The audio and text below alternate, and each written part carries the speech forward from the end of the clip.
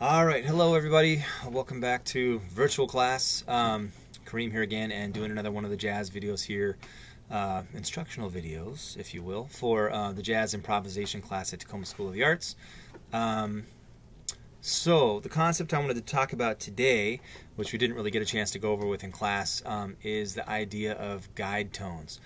We did something similar with this in terms of talking about the melody and embellishing the melody. And if you recall from the other video that I posted up, we talked about learning the melody straight and then embellishing it with rhythms, not adding or subtracting notes, but just changing how we phrase the rhythms for the melody, and then also embellishing the melody with notes. So this works kind of similarly, but it's a different concept because we're talking about the idea here of guide tones. Now I think we also did talk about using chord tones, and guide tones are chord tones, but it works a little bit differently than just improvising freely with whatever chord tones we want. There's a certain logic to how guide tones work. Typically, any note of the scale can be a guide tone, but when you first start learning this concept, the general idea is usually the chords that are considered guide tones are the thirds and the sevenths of chords. The reason for this is typically those are the notes of the chord in a progression that resolve by a half step. So if you've taken theory with Paul, we're talking about like leading tones resolving up or down. So what I want to talk about today and use in the time that we have is we'll use Sunny Moon for Two as an example because it's a shorter song form. So if we look at the chords here, the chords that we're dealing with are F7, F, A, C, and E flat. And concert, so for the B flat instruments, so you're up a whole step here, so F7 is G7, G, B, D, F.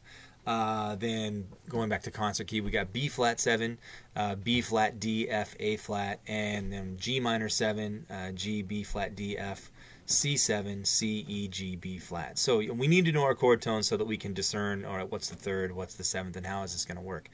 So basically, if you look at those notes when you're going through the form, you're looking to see how are those chord tones going to resolve from one to the next. And for the most part, it's going to be very, very close or seamless.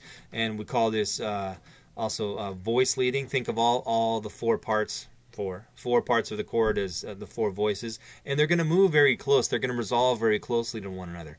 So I'm gonna do this.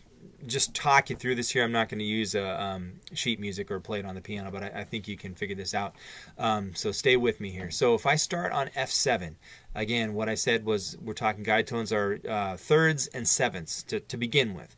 So if I'm going to start on, I'm going to pick the third. So my third for F7 would be A. And so what we want to do is we want to map this out. So you could actually get out some staff paper, write out 12 bars, and write your chord symbols above each measure. And then write in the third and the seventh, so the third below and then the seventh up above, so that you can kind of see this and map this out to do this exercise. So we're going to start on F7, very first bar, and we're going to start with the third, which is A. So you'd put a whole note A in the first measure, and we have 4 measures of F7, so you'd have 4 whole notes of A going back right next to one another. Then the next chord we come to is B flat 7. So chord tones for B flat 7 are B flat, D, F, A flat. So my thirds and sevenths here, the guide tone line for B flat 7 would be my third, which is D, and my seventh, which is A flat. So again, remember we're coming from an A. So the closest guide tone now, our choices are D or A flat. Well, if I'm on A, the closest one is going to be the A flat. And as I just mentioned, remember the long tones are for the most part going to resolve by half step or stay the same.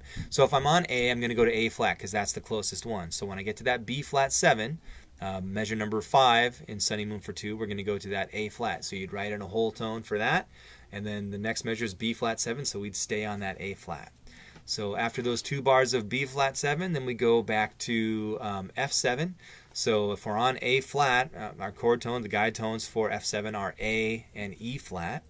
So then if I'm on A flat, I want to go back to that A because that's the closest one. So I just go up a half step back to A. So you'd write another A on the F7. And then the next measure is F7 again, so you stay on that A. So our next chord we have here is G minor 7. So the notes of the chord for G minor 7 are G, B flat, D, and F.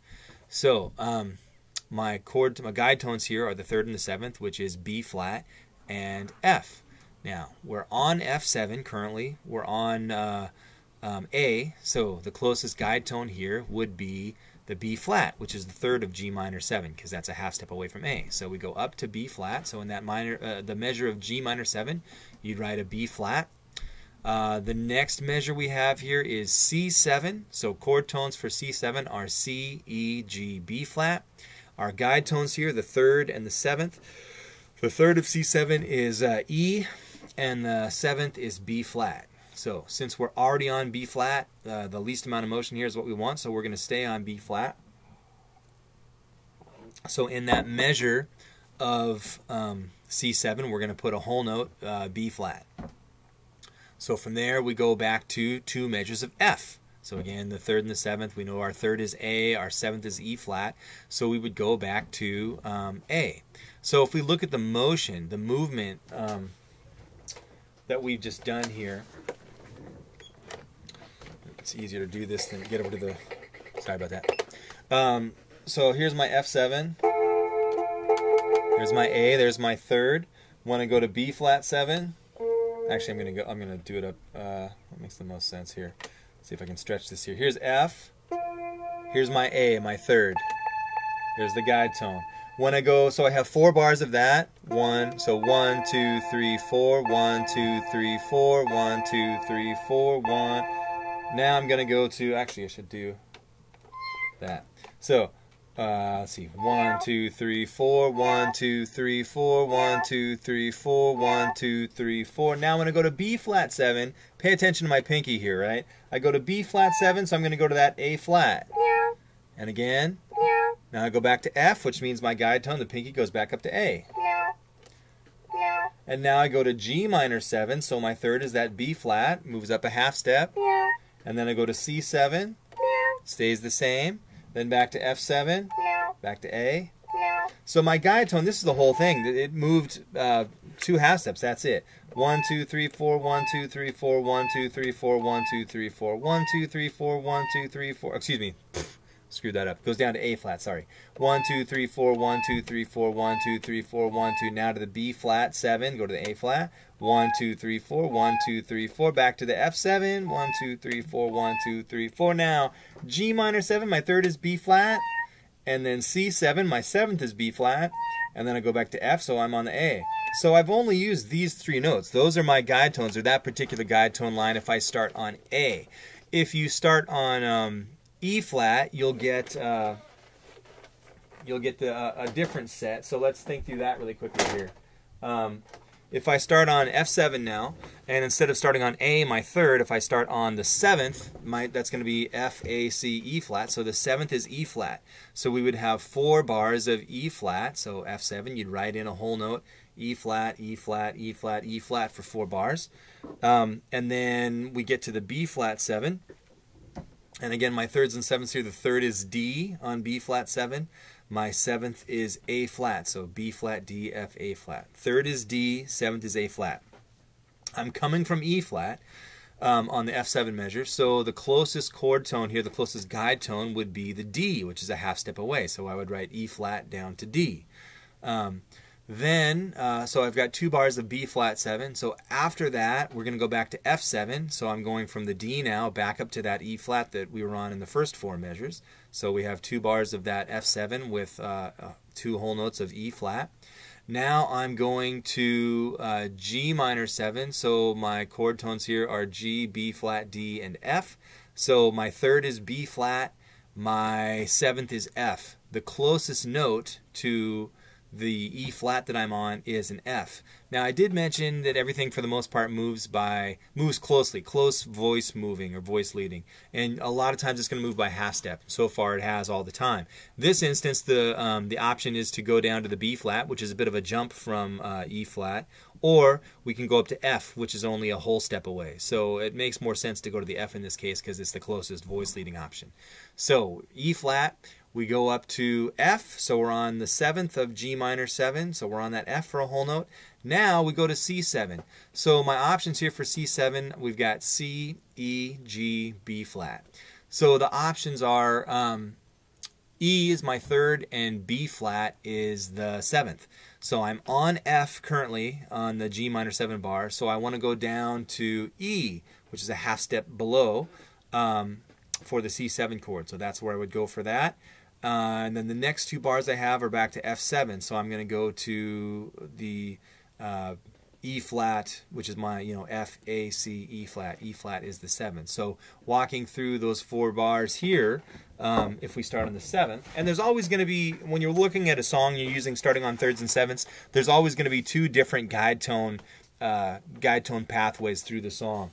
And again, as you get more into this concept and learn more about it, anything can be a guide tone. You're just using notes of the harmony. But generally, when we first start learning this, we like to present it from the perspective of using 3rds and 7ths. So now, I think I can do this a little bit more easily here. Here's my F. I'm on F here down at the bottom. So I'm playing the roots of the chords in my thumb, and then with the upper part of my hand here, I'm playing the guide tone. So if I start on E flat, so here's the F7, so we start on E flat. 2, 3, 4, 1, 2, 3, 4, 1, 2, 3, 4, F2. Now I go to B flat, so I'm going to move down to my 3rd here. So there's my D, then back to the E flat. Now I'm going to G minor 7 next, so the closest guide tone is my F. And now I go to C7, so there's down to my E, then back to F7. So that's how to figure out the guide tones. What do we do with that now? I mean, you can play it straight through just using whole notes like what I did. The next way is to actually improvise. Same thing that we talked about using the melody. Remember, we talked about you can embellish the rhythm or you can embellish the using notes. So I'm going to start with just doing the rhythm here, and if we have run out of time, I can do it in the next video. But so I'm just going to take that guide tone line now, and I'm going to improvise using rhythms.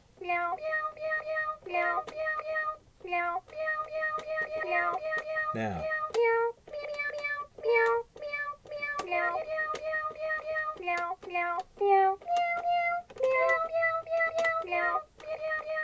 So I'm just coming up with notes that, rhythms that feel good and line up with what I'm doing.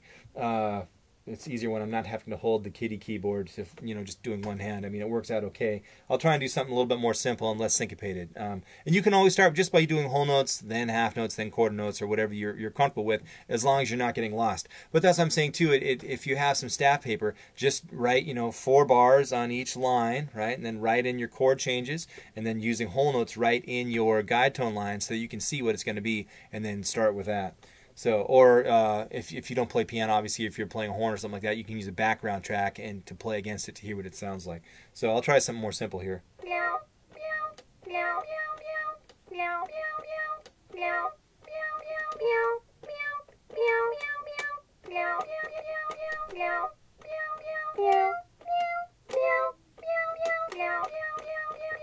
So it's more about just syncopating and playing clean time. So where do we go from there? Once you've been able to, or once you're able to embellish the guide tone lines with rhythms, then you can start adding other notes in the scale to come up with more kind of like musical architecture, but you're staying close to that line. So I'll try and do something simple here if I can.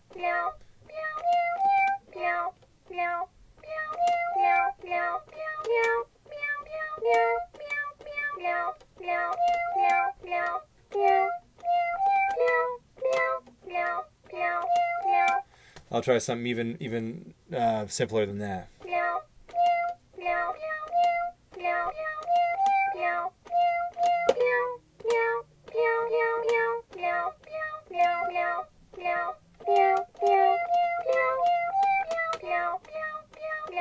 So, and I'm keeping things pretty close to the vest here.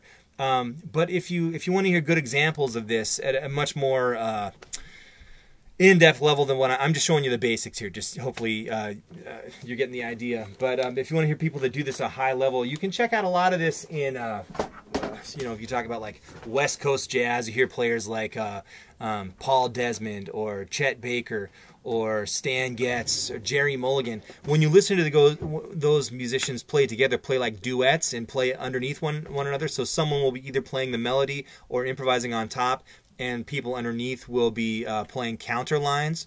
You can hear a lot of them in different recordings of them doing this type of stuff. A good album that comes to mind, just without giving it much thought, is there's a great album called Two of a Mind. It's Paul Desmond and Jerry Mulligan, and they're just playing on jazz standards. But it almost, if you listen to them play, they'll harmonize one another, and the person on the top will be playing the melody, the person on the bottom will be playing, kind of these kind of guide tone line ideas. And you'll hear the thirds and sevenths, but they take it far beyond that. I mean, you can really take this concept far out and do a bunch of different things. But that's a good album to check out. Paul Desmond, Jerry Mulligan, Two of a Mind, and you can hear a lot of these kind of concepts. Again, it's a little bit more advanced than what we're talking about here, but this is how to begin doing that. And we can certainly talk about this more in some later videos. And as I mentioned in any of these videos, if you have questions, if you're like, hey, what he's talking about doesn't make sense, feel free to shoot an email or get in touch, and I'm happy to go over it further. But just to start hearing these types of ideas, West Coast jazz, you can hear a lot of that. So Jerry Mulligan, Paul Desmond, Chet Baker, Stan Getz, that type of stuff. And if you can find, there's quite a few albums where those guys are playing together, so you can hear them doing these types of things. But and also too, the interesting thing about that Jerry Mulligan album, Paul Desmond Jerry Mulligan album, if you were to take the swing element out of it, it almost, like the way they play, almost sounds like classical music, counterpoint and all that kind of stuff if you study that. So I mean, it's all just music anyways, notes and rhythms, but it's cool to hear it in that context. So happy practicing. I hope this helps. Again, the crux of this is guide tones.